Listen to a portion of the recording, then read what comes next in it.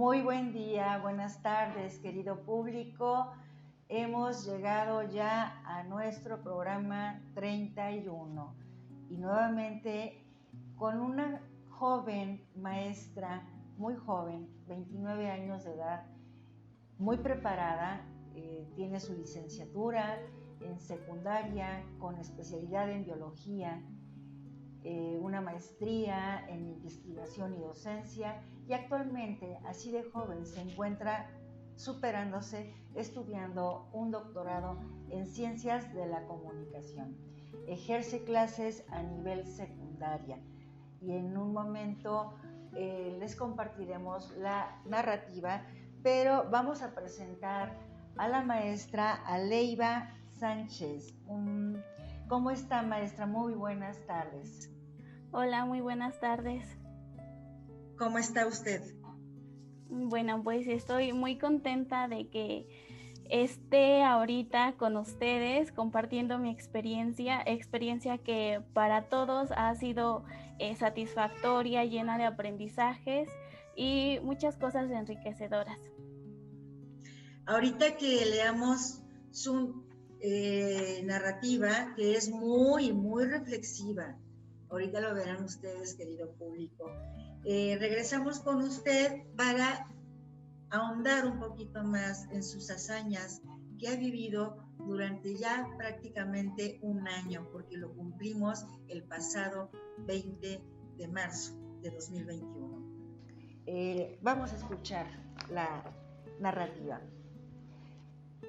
Experiencia docente en 100 días. Soy docente mexicana.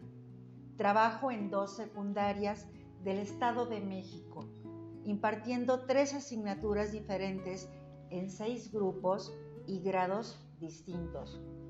Las materias que imparto son biología, geografía y tecnología.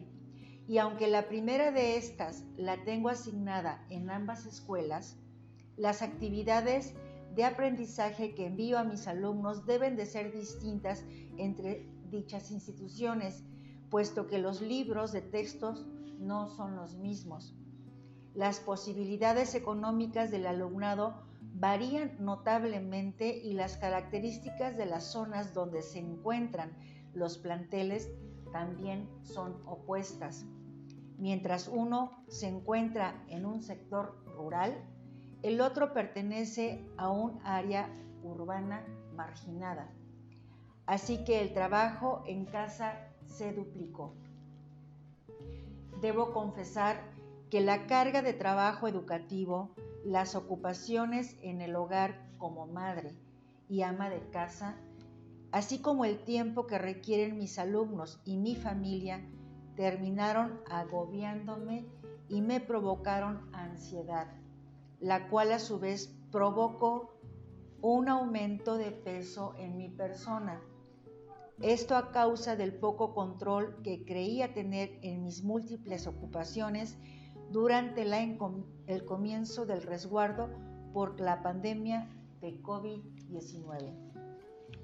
Al inicio de la semana mandaba las actividades de aprendizaje a mis alumnos para que las realizaran, procurando que no salieran de casa para comprar materiales ni para investigar.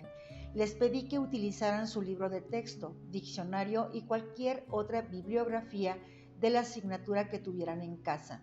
También les sugería que les preguntaran a sus padres, abuelos o cualquier otro familiar para resolver dudas, pero que no salieran de casa. Una vez que ellos terminaban sus actividades de aprendizaje, me las hacían llegar. En una escuela era por medio de aplicación y en la otra de plataforma, así que tenía mi teléfono celular saturado de evidencias fotográficas y mi correo electrónico lleno de mensajes. Sin embargo, trataba de revisar cada trabajo y registrarlo en mis listas para identificar qué alumnos estaban trabajando y enviando actividades y también detectar a los que no lo hacían. La gran cantidad de tareas que tenía que revisar diariamente era sorprendente. Por ello, les hacía anotaciones cortas, muy cortas generalmente, pero al fin de cuentas necesarias para tratar de animarlos a continuar realizando las actividades y aprendiendo, aunque fuera solo un poco. Antes de que comenzara el resguardo a causa de la pandemia, mis grupos estaban aprendiendo a hacer un huerto en la escuela. Ya habían trabajado la tierra, estaban organizados para el riego y justo cuando las semillas comenzaban a germinar, nos indicaron que se iban a suspender las clases presenciales y que se trabajaría desde casa. Lamentablemente, por falta de cuidados y riego, los huertos en ambas escuelas ya no fueron productivos y todo lo que se había sembrado terminó secándose. Sin embargo, mis alumnos aprendieron a sembrar y con unas semillas que ellos tenían como sobrante de las que usaron en las escuelas, implementaron sus propios huertos en sus casas. Muchos de ellos me enviaron evidencias preciosas. Algunos alumnos, por falta de espacio, los hicieron en cajas de madera, otros en macetas, pero otros más crearon sus melgas o espacios para sembrar en la tierra y los resultados fueron sorprendentes. Algunos me siguen presumiendo sus huertos en fotografías y me han preguntado dónde pueden conseguir más semillas. Esa es una de las actividades que considero más fructífera para ellos, pues es algo que ya aprendieron. Muchos le tomaron cariño y con algo de suerte va a ser una actividad que realizarán incluso cuando sean adultos. Debo mencionar que los alumnos que más motivados y animosos se mostraron con estas actividades fueron los de la zona urbano marginada, mientras que los de la otra sección mantuvieron su responsabilidad, pero la mayoría de sus familias siembra maíz y sus madres tienen algunas hortalizas en casa, motivo por el cual no les sorprendió mucho ver a sus plantitas brotar de una semilla y crecer hasta obtener el vegetal. Ahora la responsabilidad era de ellos, así como la labor de sembrar y componer su tierra y fertilizarla, por lo que me sentí muy orgullosa de su trabajo y compromiso. Esta fue una parte emotiva durante el resguardo en casa, en el tema profesional. No obstante, en el aspecto personal, fueron momentos de aprendizaje constante, no de contenido científico, sí de valor hacia la vida, hacia lo que realmente es importante y lo que no, lo que dejará fruto y lo que se olvidará al paso de los días. Tuve la oportunidad de ver un video sobre neurodidáctica que me cambió la forma de pensar y que espero sea benéfico para mis alumnos. En este material se mencionó que el cerebro humano puede retener información, es decir, memorizar hasta por 72 horas, que los contenidos se deben practicar y que las emociones positivas tienen un efecto favorable en el aprendizaje. Después de ver este video, me di cuenta que mis alumnos han estado realizando muchas actividades que les provocan agotamiento, estrés, que les quitan tiempo de aprendizaje y convivencia familiar, incluso para su cuidado personal, de esparcimiento y descanso. Así que decidí mandar muy pocas actividades de aprendizaje a mis alumnos, únicamente las necesarias para que se familiarizaran con los temas, pero lo más compactas posibles a fin de evitar quitarles tiempo efectivo para su descanso e interacción familiar. Esta pandemia vino a cambiar mi forma de ver la vida y segura estoy que modificará las dinámicas y didácticas de enseñar de manera presencial, porque ya predomina la modalidad. Confieso que al principio no supe manejar todas mis responsabilidades. Ahora sé lo que realmente es importante para mí y para mis alumnos. Sé que ambos tenemos que seguir aprendiendo y sin duda me encargaré de que así sea, pero de una manera práctica y fructífera, no trabajar por trabajar. Maestra Aleiva Sánchez.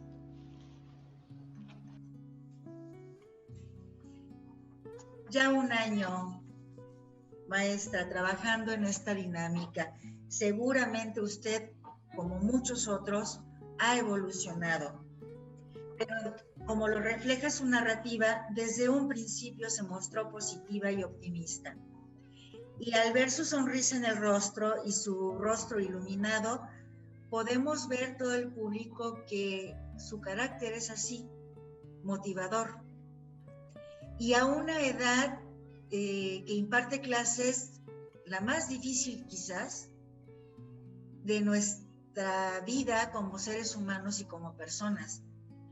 Una edad de adolescencia, donde hay dudas, confusiones, inquietudes, indisciplina, bastantes vertientes. Platíquenos cómo logró motivarlos, tenerlos atentos a sus dinámicas, qué estrategias, además de sembrar y de reflexionar sobre el proceso de siembra. Cuéntenos, el micrófono es suyo, la gente la quiere escuchar, todos queremos aprender de usted. Bueno, pues muchísimas gracias. Son muchos halagos. Pues considero que todos hacemos lo mejor que podemos de acuerdo a lo que sabemos.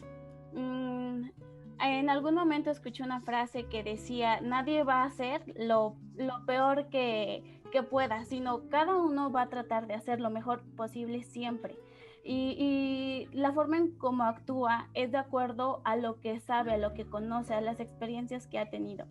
Y pues afortunadamente he tenido muchas experiencias de aprendizaje, pues primero porque desde que salí de la normal me ha gustado seguir estudiando, he seguido aprendiendo porque hay una frase que me gusta mucho y dice que un maestro jamás puede dejar de aprender. Entonces esa frase, aparte de que me gustó mucho, se complementa con una actividad que a mí me gusta más, estar en las escuelas. Yo creo que estar en la escuela siempre fue mi pasión desde que era niña, y ahora que soy adulto pues sigo estando en la escuela, y de las dos formas, siendo profesora ahora y también estudiante.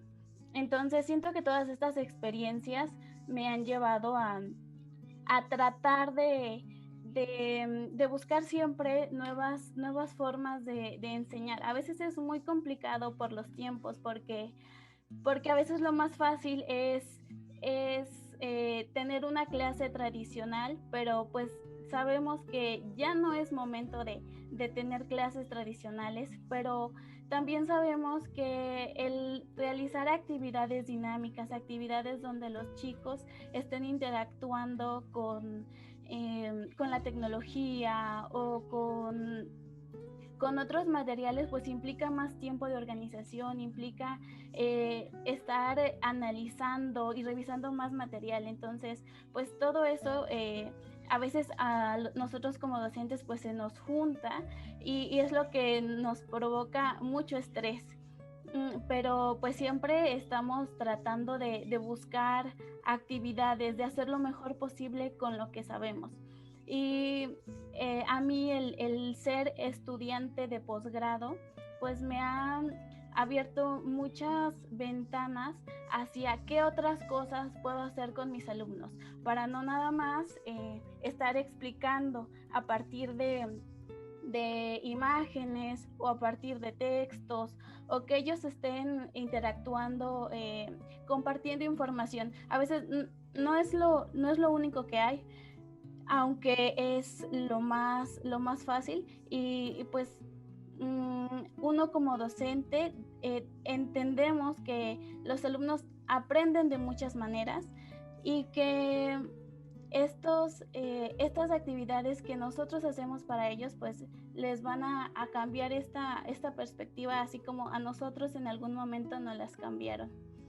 Y respecto al video que menciona la narrativa que observé al inicio de la pandemia casualmente, decía que efectivamente los alumnos o todas las personas tenemos una capacidad de retención de aproximadamente 72 horas. Entonces, más del 80% de la información que nos llegue se nos va a olvidar. Pueden ser en 2 o 3 días. Entonces, a veces llenar a los chicos de tanta información, pues considero que no es tan fructífero, que lo más importante es que ellos aprendan cosas prácticas, que que ellos aprendan, pero a través de experiencias, no de tanto contenido, porque pues ellos están en una etapa, usted lo dijo, en una etapa de cambio, en una etapa de experimentación, y que se la pasen todo el día o la mayor parte del día con actividades de aprendizaje, pero que tienen que ver con estar sentados, estar escribiendo, estar leyendo, pues no ayuda mucho, porque según la neurociencia, las personas aprendemos sí con la cabeza, pero también con todo el cuerpo. Es decir, que nos tenemos que estar moviendo, debemos de estar manipulando objetos, debemos de tener todo el cuerpo activo. Puede ser un momento escribiendo, pero pues no todo el tiempo. Entonces, de acuerdo a estas nuevas ciencias que es las neurociencias, pues ya debemos de entender que los chicos necesitan hacer más que estar sentados frente al televisor o con un cuaderno y un libro. Necesitan hacer más cosas. Y es por eso que comenté lo de el huerto, que considero que fue una actividad muy fructífera para ellos, y más para los alumnos que no estaban en contacto al 100% con este tipo de actividades. Maestra, yo no quisiera quitarle la voz, porque ya usted nos ha dicho a muchas personas que la estamos viendo y que la estamos escuchando, quizás padres de familia que estén o que tengan hijos en esta edad de adolescencia y cursando secundaria, nos está dando una cátedra, nos está dando una conferencia de lo que se vive a esa edad en la educación, y nos abre mucho los ojos y el panorama de lo que podemos hacer en estos casos. Pero bueno, para seguir encauzando esta charla y poder saber más de usted, menciona en su narrativa que en tiempos normales usted ya manejaba dos escuelas, trabajaba en dos escuelas completamente diferentes y opuestas una de la otra. A lo mejor en la mañana en una y en la tarde en otra. Si ya estaba cargada su labor tiempo completo o doble tiempo, ahora con la pandemia se incrementa el trabajo desde casa. No estábamos preparados para ello, pero usted lo refleja que fue muy audaz para resolverlo. ¿Cuál fue la parte más difícil o el reto más representativo que tuvo que enfrentar? Bueno, pues al comenzar la pandemia, usted lo dijo, mis alumnos y yo habíamos estado trabajando en ambas escuelas, habíamos estado trabajando con un huerto escolar, y para eso pues implicó mucho trabajo por parte mía, porque yo tuve que estar haciendo todas las gestiones. Fue la primera ocasión en donde yo realizaba un huerto en la escuela, porque no era en macetas, no era en guacales o cajas de madera, sino era un huerto en un terreno de la escuela. Entonces implicó esfuerzo por parte mía, también por parte de los alumnos, y también mucho esfuerzo por parte de los padres, porque ellos me apoyaron. Incluso los padres estuvieron yendo a la escuela para componer la tierra, para estar haciendo las melgas. Las melgas son unos como espacios de tierra de 1 metro de ancho por el largo que se quiera o se tenga en el terreno, y allí es donde se van a colocar las semillas para que germinen y pues se obtenga el vegetal.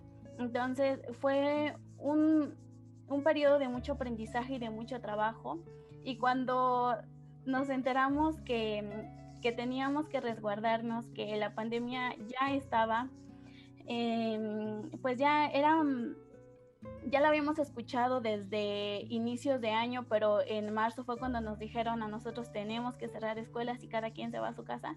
Entonces fue muy difícil para mí y para los alumnos porque todos habíamos trabajado en ello y pues sabíamos que si nos estaba costando trabajo hacer que el huerto diera frutos, pues ahora que ya no le íbamos a dedicar tiempo, pues todo eso se iba a venir abajo. Entonces, ese fue un momento difícil para mis alumnos y tanto para mí.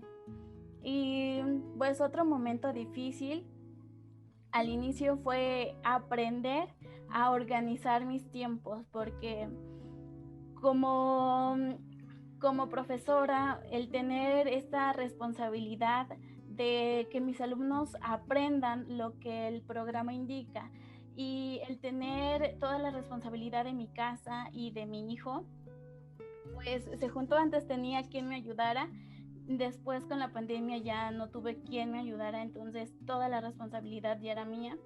Y pues sí, fue difícil, me causó mucha ansiedad porque el cerebro está acostumbrado o necesita tener cierto control sobre las cosas, saber qué va a suceder. Cuando yo ya no sabía qué iba a suceder y todas las cosas las tenía acumuladas, todo el trabajo lo tenía acumulado, entonces pues fue un caos para mí. Mi cerebro se frustró mucho. Tuve mucho estrés, mucha ansiedad y pues ya vinieron muchos cambios en mí, pero considero que esta pandemia, así como a mí, y pues en mi caso soy adulto, pero ahora me imagino el caso de todos los niños, de todos los alumnos que tuvieron que vivir esta situación y ellos no tenían a lo mejor la herramienta o la información adecuada para saber cómo solucionarlo. Eh, un, un video reciente que escuché sobre un estudioso sobre estos temas en educación decía que esta pandemia había traído un aprendizaje muy importante para los chicos y es aprender a controlar ciertas situaciones como el estrés y aprender a controlar el aburrimiento, saber qué hacer cuando están aburridos. Entonces, sí vinieron tiempos muy difíciles, pero estos problemas que nos acongojaron, que nos hicieron sufrir, pues nos enseñaron, nos mostraron que pues hay otras rutas y también pues nos mostraron el valor de las cosas, el valor de la escuela, el valor de nuestros alumnos. A mí, por ejemplo, me hizo valorar mucho a mis alumnos, me hizo valorar en mi trabajo y la escuela, porque pues ya teníamos un futuro incierto que iba a pasar, porque con la pandemia nuestra vida está, de hecho, no estaba nada más, está en peligro.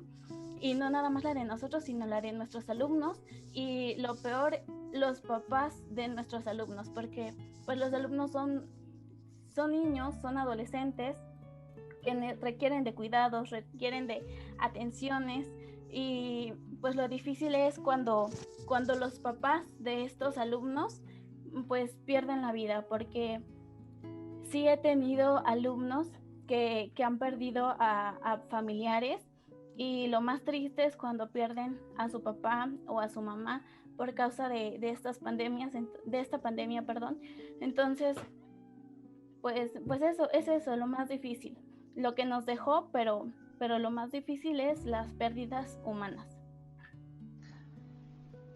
Es lamentable escuchar, maestra, que vivió de cerca con sus alumnos pérdidas de familiares amados y queridos y de un pilar de la familia como es el padre o la madre. Es lamentable que usted lo vivió de cerca y bueno, vale la pena que lo comparta con nuestro público, que seguramente muchos se identifican, lamentablemente, con sucesos como esto.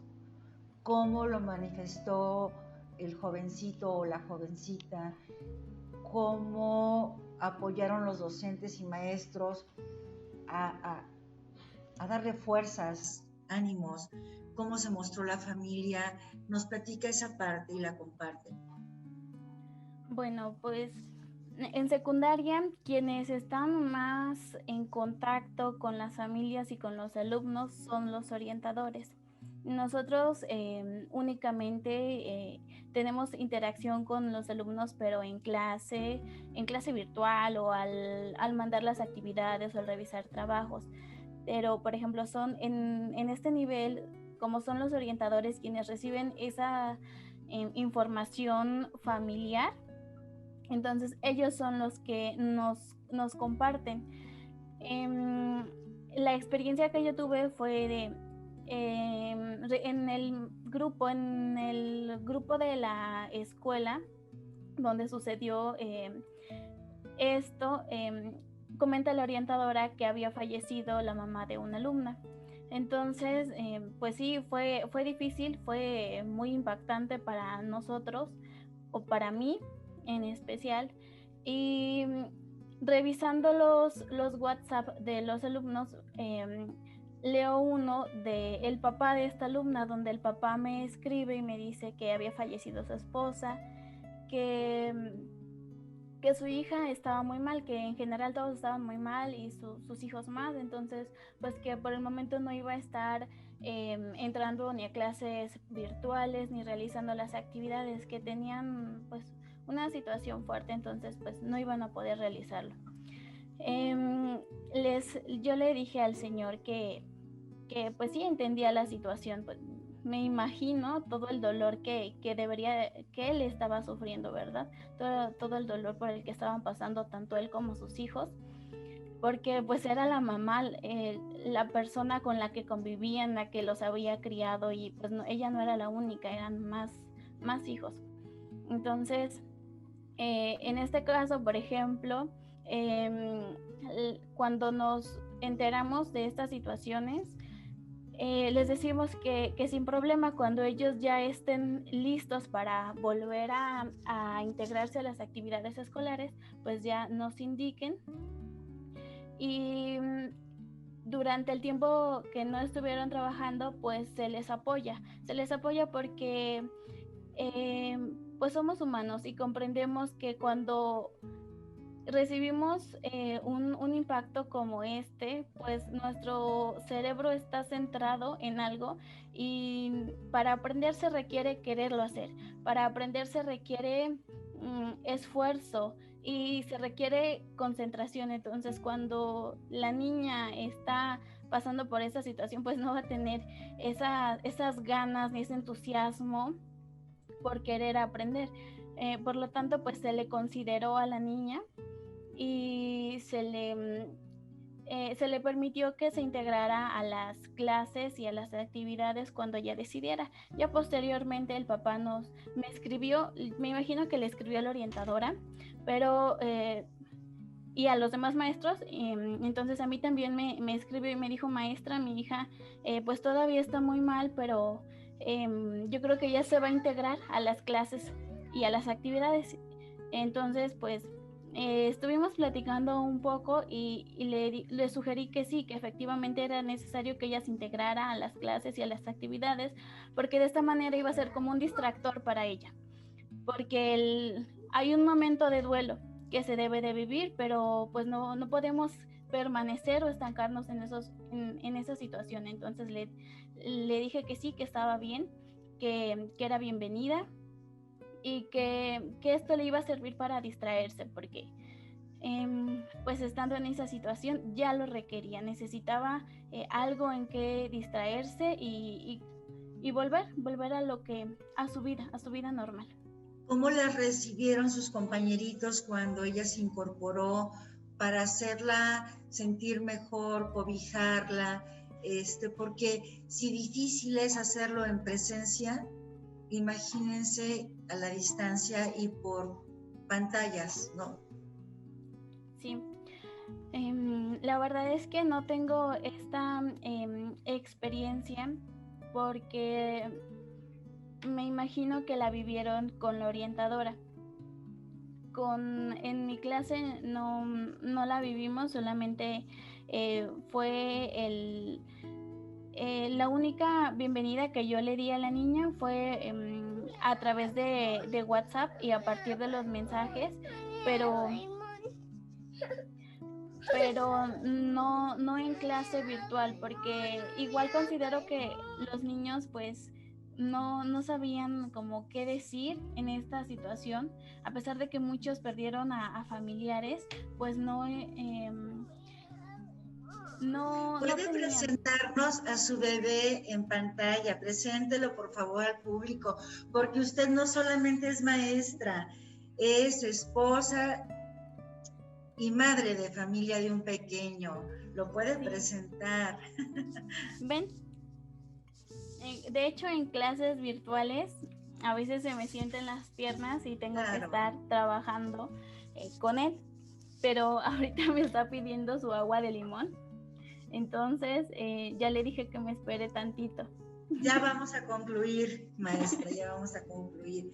Pues bueno, tanto usted como yo fuimos chiquitos y acudimos a la primaria y secundaria en la infancia de nuestras vidas, y todos estarán de acuerdo, porque todos lo vivimos, que esperábamos que amaneciera el lunes, porque ya queríamos regresar a la escuela a ver a nuestra maestra o maestro. Y todos los viernes, sí es cierto, ya estábamos cansados y ya queríamos que fuera el fin de semana para descansar. Pero era un va y bien cada semana de emociones. Los lunes contentos por regresar a la escuela y ver a nuestros amigos y maestros. Y los viernes cansados de tanto aprendizaje y deseosos de ir a la casa a jugar con nuestros amigos y a descansar. ¿Sí o no? Esta parte, ya para cerrar, ¿cómo la vivieron los chicos que ya no podían ir a las aulas? ¿Pensaban en ese mismo entusiasmo al conectarse en una pantalla para sus clases o era desmotivante para ellos? Platíquenos cómo fue y cerramos para que atienda a su bebé. Pues recuerdo que cuando comenzaron las clases virtuales, hubo un gran número de alumnos. Y sí, estaban emocionados porque se iban a ver entre ellos, nos iban a ver a nosotros. Y ahorita que están en etapa de secundaria, el no verlos unos meses significa que cuando los veamos van a ser muy diferentes. Y entonces esa era la emoción tanto de nosotros, docentes, como de los alumnos que ya querían vernos y querían verse entre compañeros. Entonces, al principio sí hubo mucha, muy bonita respuesta por parte de ellos. Ya después con el tiempo, por ejemplo, ahorita, pues ya vemos que son un poco menos la cantidad de alumnos que se integran a las clases virtuales, pero pues hay muchas causas. Están causas económicas, esto implica también tiempo porque a veces ellos están saturados de tiempo o tienen tantas actividades, incluso hay varios integrantes de su familia que también se conectan a clases, entonces dicen, a ver, si te conectas tú 7 veces o 10 veces a la semana y tu hermano otras 10 veces y no tenemos internet y él solo tenemos un dispositivo para conectarnos, entonces ya ellos tienen que ver esa forma de tratar de cumplir, pero que no nada más cumpla uno, sino que cumplan todos. Entonces a veces para ellos también es difícil en cuestión económica, en cuestión de tiempo y en cuestión de dispositivos, porque no alcanzan para toda la familia. Entonces se comprende esa situación y sí hay muchos niños que todavía se conectan y sabemos que cada uno pues tiene diferentes gustos, diferentes necesidades y diferentes inquietudes y incluso sabemos que cada alumno pues tiene como algo que le gusta hacer, algo que para lo que es bueno. Entonces pues no sabemos que no tenemos a nuestro 100% de alumnos que van a ser a lo mejor profesionistas y que eso es normal y que está bien. Que no pasa nada si alguien quiere ser comerciante, que no pasa nada si alguien quiere ser médico, que no pasa nada si alguien quiere ser, si alguien quiere ser algo que no sea profesionista, porque el mundo requiere de todo y yo, por ejemplo, tengo la idea de que no importa lo que hagamos, sino que seamos felices con lo que hacemos y que eso que hagamos lo hagamos sin molestar a nadie, sin dañar a nadie y siempre tratando de ser el mejor. Porque ¿para qué queremos hacer algo que al final de cuentas no nos gusta o que ni encontramos trabajo o que pues, no nos hace felices? Entonces, mi convicción es esta: haz lo que te haga feliz y para lo que eres bueno, porque si eres bueno para vender y eso te hace feliz y eso te genera, bueno, no sé, te llena económicamente, pues está bien, cada quien está hecho para diferentes cosas y eso es lo bonito de ser humano y de ser diferente. Entonces, pues comprendemos esa situación, que cada alumno tiene diferentes necesidades, diferentes gustos y hay quienes pueden y quienes no. Maestra, vuelvo a repetir, como lo comenté al inicio, es usted digna de ser admirada, porque no solamente es maestra de pequeños adolescentes, sino también ya es profesora de otros y más adultos que usted para darles clases y prepararlos como docentes y maestros. Sigue estudiando el doctorado y ha sido su mensaje y este último que dio demasiado conmovedor y humano, porque es un ejemplo de la vocación que caracteriza a todos los docentes. Y en Épica 100.100 y todos en casa seguramente somos humanos. Ya escuchamos al fondo que su pequeño bebé de 2 años claramente le dijo: mamá, mi agua de limón. Gracias por estar con nosotros, atienda a su bebé. Ya estaremos en otro programa platicando más cosas, pero encantada de conocer la maestra. Qué bueno que nos mostró su rostro y sus hazañas al público. Cuídese mucho, cuídense todos y gracias por estar aquí. Muchas gracias por esta oportunidad, por este tiempo. Muchísimas gracias por todo. Hasta pronto. Hasta pronto. Querido público, nos vamos a acostar con una ternura y con una sonrisa que nos ha dejado y transmitido hoy una nueva guerrera docente.